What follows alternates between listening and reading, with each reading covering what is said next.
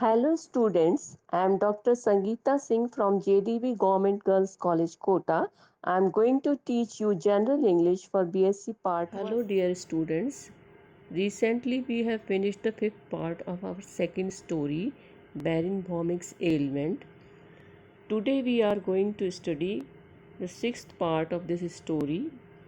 In this we will have text explaining and summarizing, and then questions and answers. We will have the text part.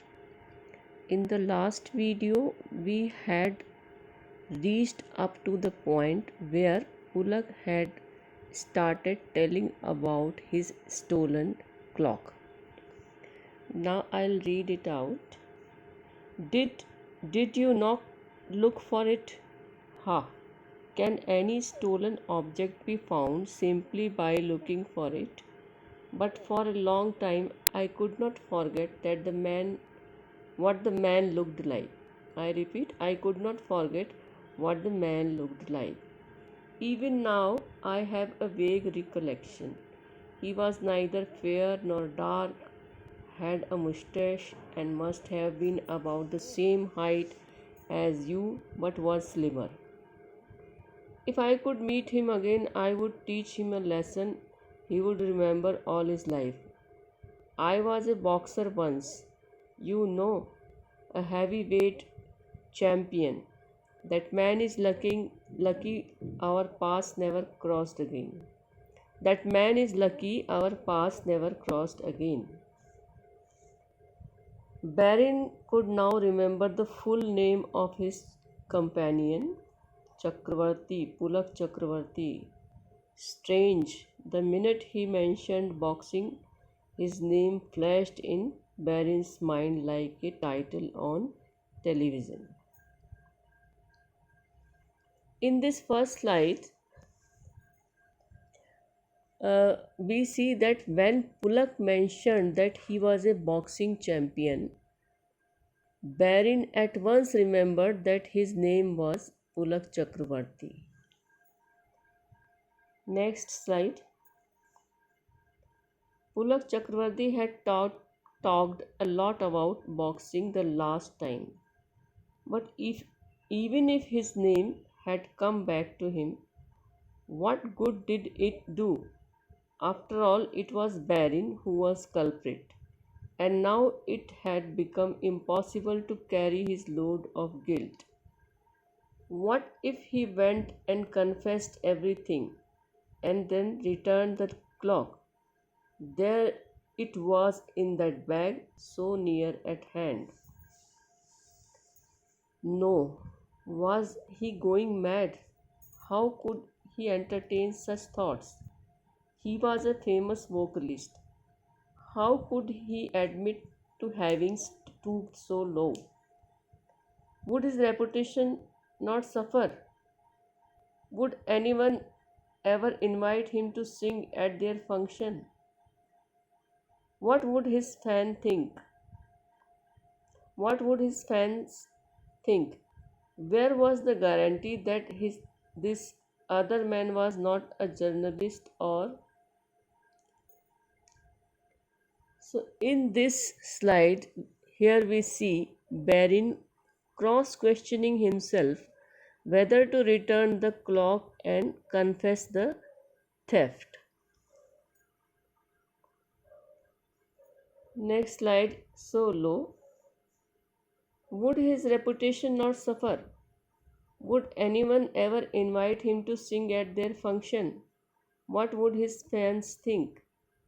Where was the guarantee that this other man was not a journalist or someone connected with the media? No, there was no question of making a confession. This is somewhat the repetition of the earlier slide, so I slide it away. Perhaps there was no need for it either. Perhaps he would be recognized anyway. Pulak Chakravarti was giving him rather odd looks. Delhi was still 16 hours away. There was every chance of being caught. In Barin's mind flashed a sudden image. His mustache had grown back. The flush on his face had worn away. His glasses had vanished. Pulak Chakravarti was staring hard at the face he had seen 9 years ago. The look of amazement in his slightly hazel eyes was slowly turning into a look filled with anger. His lips were parting in a slow, cruel smile. Aha! He seemed to be saying, "You are the same man, are you not? Good. I have waited all these years to lay my hands on you. Now I shall have my little revenge." This is very funny slide. We see Barin thinking about the hazards regarding his career if he accepts that he has stolen the clock. Then uh, Barin's imagination goes high and he feels himself being recognized by Pulak Chakravarti. Next slide. By 10 p.m., Barin had acquired a fairly high temperature, accompanied by intense shivering. He called the guard and asked for an extra blanket. Then he covered himself from head to foot with both blankets and lay flat on his back. Pulak Chakravarti closed the door of their compartment and bolted it. Before switching off the lights, he said, "Are you unwell? I have some very effective pills with me. Here, take these too. You are not used to traveling in an air conditioned coach, are you?" Barin swallowed the tablets. Well, given his present condition, Chakravarti might spare him a ruthless punishment. But Barin had made up his mind about one thing. He must transfer that clock to the suitcase of it. He must transfer that clock to the suitcase of its rightful owner. He must try to get this. Barin is unwell. In this slide, we see that Barin is unwell with shivering and fever and receives two tablets from Pulak Chakravarti and swallows them. Here we see his determination to return the clock. Next slide. Done tonight, if possible. But he could not move until his temperature went down. His body was still shivering occasionally. Pulak had switched on the reading lamp over his head. He had a paper bag open in his hand. But was he reading it? Or was he only staring at a page and thinking of something else? Why did he not turn the page? How long could it take to read a couple of pages? Suddenly, Barin noticed Pulak's eyes were no longer fixed on the book. He had turned his head slightly and was looking at Barin. Barin closed his eyes. After a long time, he opened one of them cautiously and glanced at Chakravarti. Yes, he was still staring hard at Barin. Barin promptly shut his again. His heart was jumping. Here we see Barin notices that Pulak was not reading the book. Actually, he was staring at Barin. Barin's heart began to jump like a frog. Next slide. Like a frog like a frog matching the rhythm of the wheels. Lub dub, lub dub, lub dub. A faint click told him that the reading light had been switched off. Slightly reassured, he opened both his eyes this time.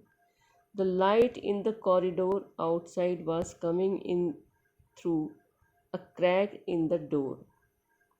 Barin saw Pulak Chakravarti put his book down on the table beside Barin's bag. Then he pulled his blanket up to his chin, turned on his side facing Barin, and yawned noisily. Barin's heartbeats gradually returned to normal. Tomorrow, yes, tomorrow morning he must return the clock. He had noticed Pulak's suitcase was unlocked. He had gone and changed into a sleeping suit only a little while ago. In this slide, Barin is watching Pulak's activities. Pulak also yawns noisily, and Pulak is now ready to sleep. Next slide. Barin had stopped shivering. Perhaps those tablets had started to work. What were they? He had swallowed them simply so that he would recover in time to be able to sing at the function in Delhi. Applause from an audience was something he had no wish to miss. But had he done a wise thing? What if those pills? No, he must not think about such things. The incident of the glass vibrating against the wall was bad enough. Obviously, all these strange ideas were simply a result of a sick and guilt ridden mind. Tomorrow he must find a remedy for this.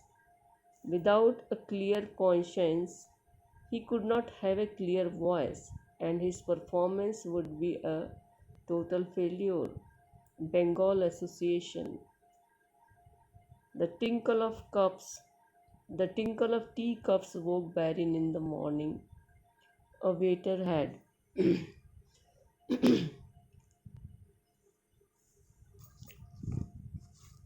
So, in this slide, Barin feels somewhat better sickness wise. Those pills that Pulak gave him worked well. Barin's is doing self analysis. He wants a clear conscience. Next slide. The tinkle of teacups woke Barin in the morning. A waiter had come in with his breakfast bread, butter, and omelette and tea. Should he be eating all this? Did he still have a slight fever? No, he did not. In fact, he felt just fine. What wonderful tablets those were! He began to feel quite grateful towards Pulak Chakravarti. But where was he? In the bathroom, perhaps? Or was he in the corridor? Barin went out to take a look as soon as the waiter had gone. There was no one in the corridor outside. How long ago had Pulak left? Should he take a chance? Barin took a chance, but did not quite succeed in his effort. He had taken the clock out of his own bag and had just bent down to pull out Pulak's suitcase from under his berth when his fellow. In this slide, we see that it was morning and Barin had recovered from illness and feels grateful to Pulak. When Pulak was not in his when Pulak was not on his berth, Barin tried to replace the clock into Pulak's suitcase, but then suddenly Pulak entered. So Barin could not return the clock to the fellow passenger in this slide. Here are questions and answers. Today I am not reading questions and answers because I have given you the written answers.